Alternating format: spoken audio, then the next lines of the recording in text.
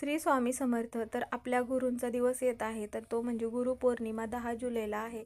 तर तोपर्यंत आपल्याला आपल्या गुरूंचे लाडके होण्यासाठी किंवा मग तुम्हाला स्वामींचे लाडके होण्यासाठी बऱ्याच सेवा करायच्या असतात आपल्याला, पण कोणत्या सेवा करणं शक्य होत नाही. तर मग आपल्याला आपल्या गुरूंचे लाडके होण्यासाठी आपल्याला एकच सेवा करायची आहे. ती सेवा करत असताना जर तुम्हाला मासिक धर्म असेल, सुतक असेल, विटाळ असेल, तरीही तुम्ही ही सेवा करू शकता.